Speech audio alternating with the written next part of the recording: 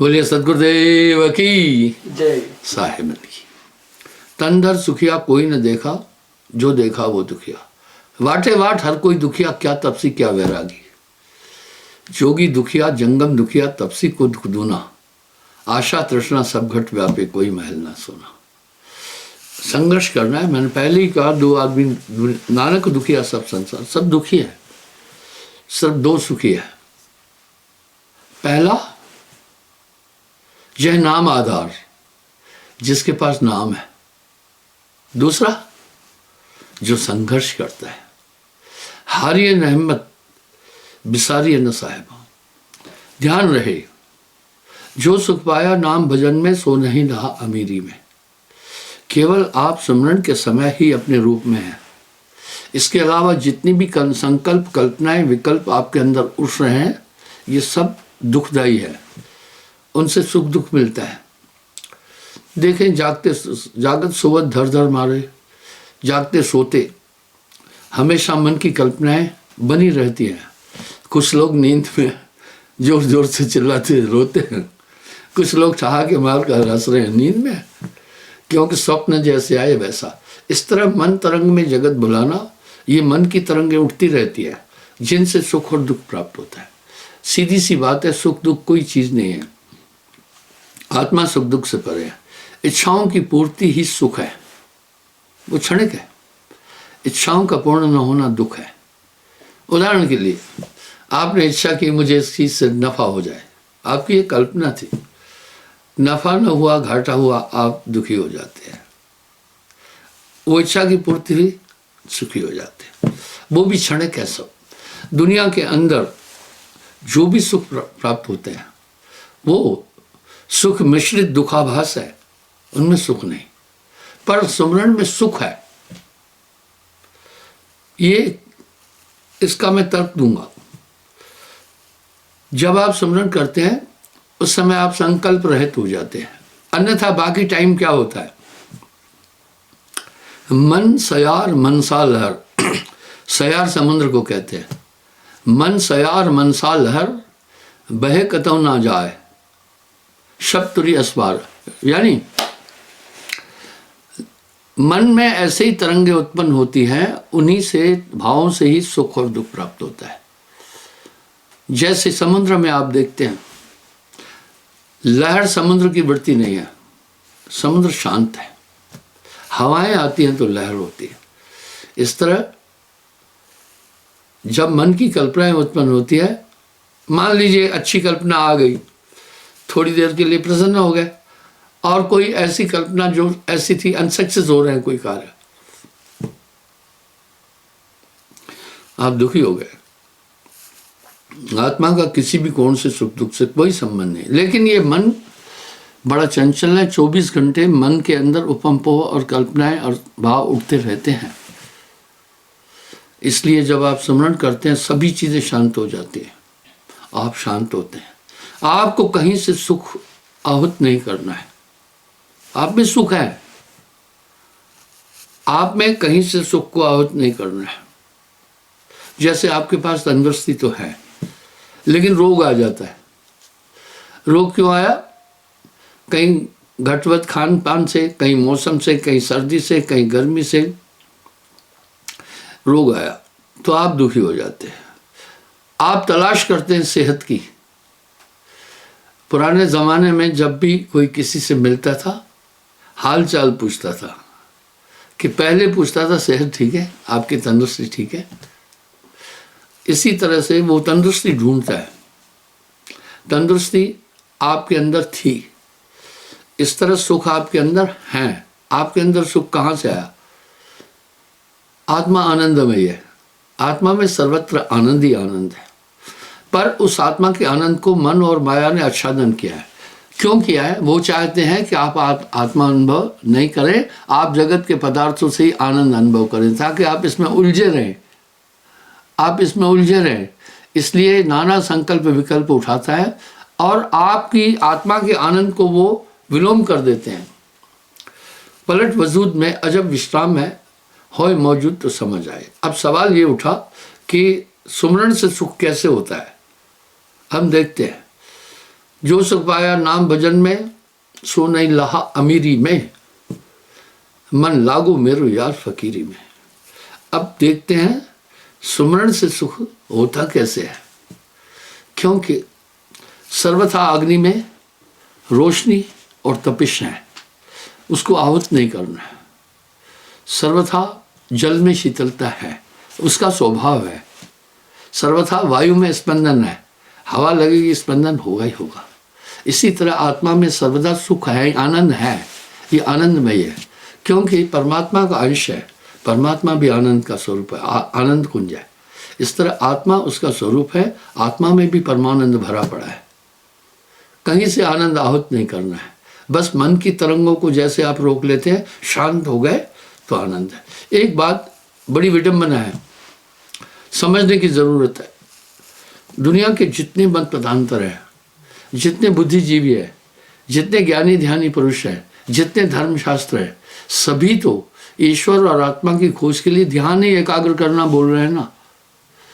आप अपने अंदर कैसे घुसेंगे, आपके अंदर कैसे समाविष्ट होंगे, आपको कहीं बाहर से उपक्रम करने की आवश्यकता नहीं है।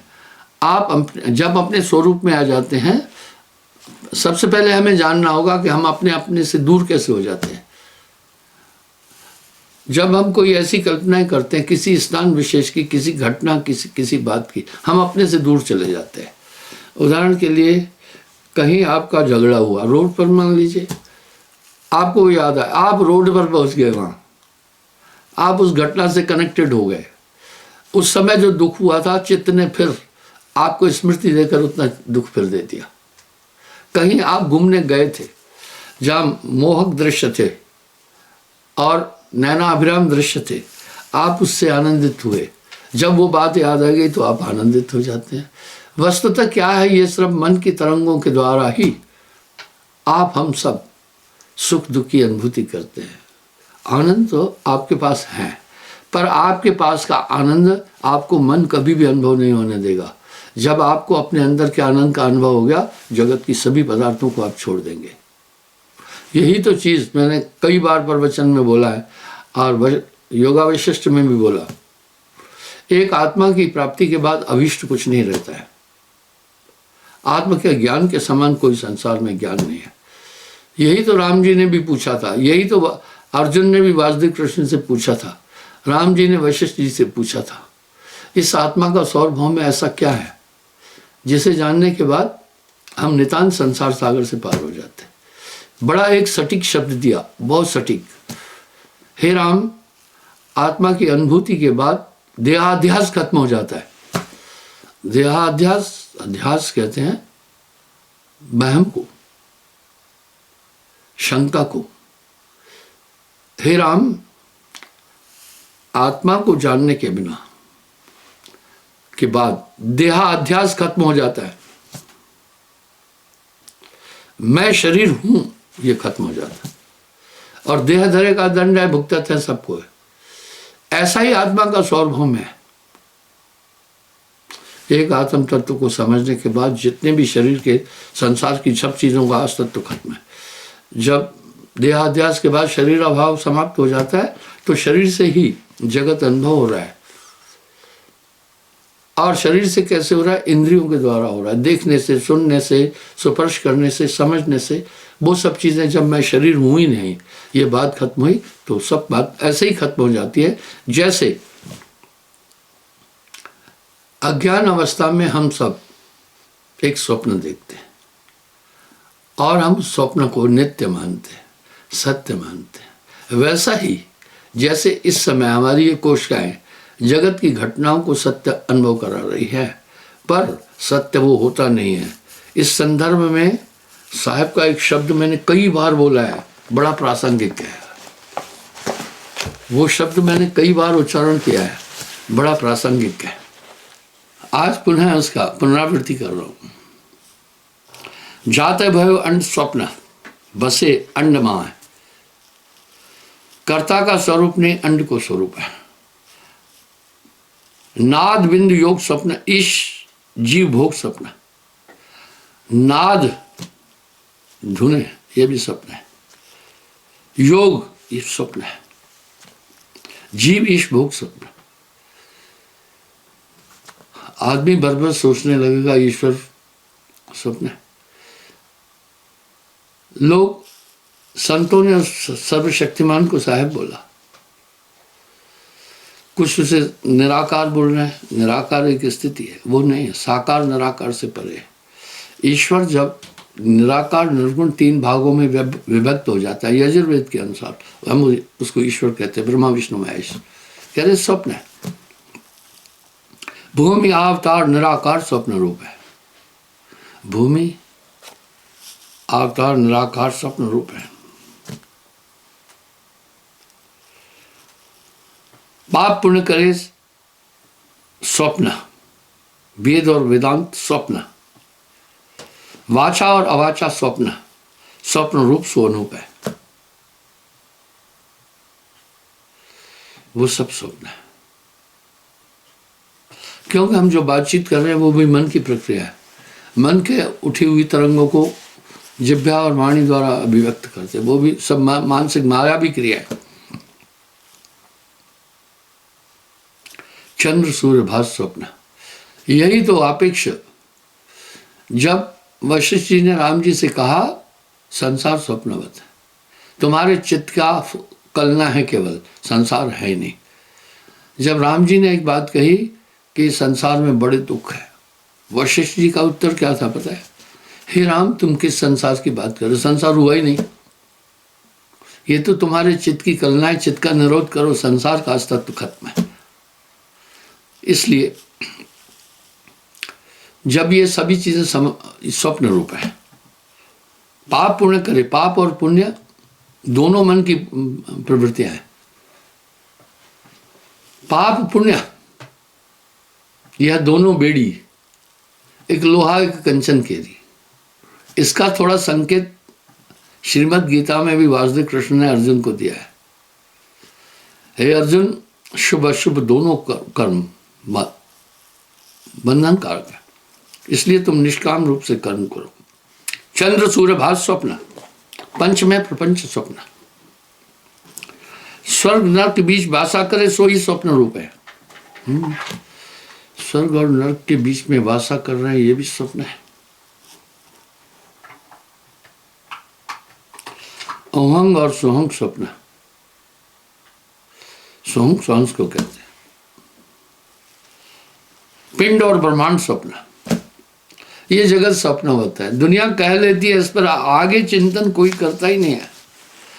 नानक देव जी कितना सुंदर फरमाया है, जो सुपना पेखना जगरचना तिम जान, इसमें कुछ साचो नहीं, यह नानक साचे मान। और साहब कह रहे हैं जगत है रैन का सपना।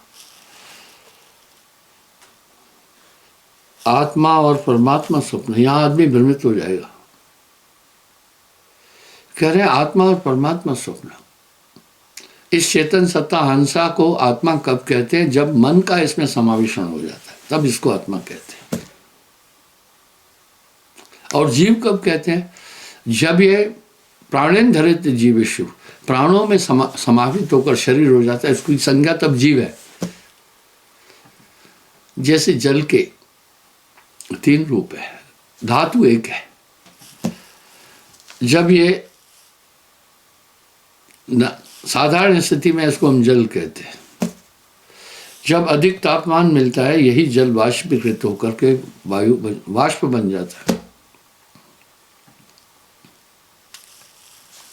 और जब ये शीतलता को अधिक प्राप्त करता है, 0 डिग्री पर पहुंचता है या 5 बिलो 5, ठोस हो जाता है, इसको बर्फ कहते हैं। कथन स्वर्ण के लिए तीनों अलग चीजें हैं, लेकिन धातु एक ही है। इसी तरह साहब क्या कह रहे हैं? बंद दशा में जीव है, मोक्ष दशा में पीव, कहे कबीर धनराज से यही जीव वही शिव। परमात्मा संज्ञा निरंजन और निराकार की है, इसलिए संत उसे साहेब बोलते हैं, सत्पुरुष कहते हैं। जरा मृत्युकाल स्वप्न, समय तो आपकी कल्पनाओं और इच्छाओं की कसौटी पर जाना जाता है, स्वप्न है। गुरु शिष्य बोध स्वप्न। अक्षर ने अक्षर स्वप्न रूप है। कुछ कह रहे हैं कबीर साहब ने निरक्षर का संदेश दिया, नहीं नहीं, क्षर अक्षर निहक्षर पारा, विनती करे तह दास तुम्हारा। क्षर अक्षर निहक्षर पारा, विनती करे तह दास तुम्हारा। और ये किसको कह रहे हैं? नॉर्मल को नहीं कह रहे, गोरखनाथ जी। कहत कबीर सुन गोरख वचन मम, स्वप्न से परे सत्य सत्य रूप भूप है, सोई सत्य नाम सत्य लोक बीच भाषा करे, नहीं आवे नहीं जाए वही सत्य रूप है।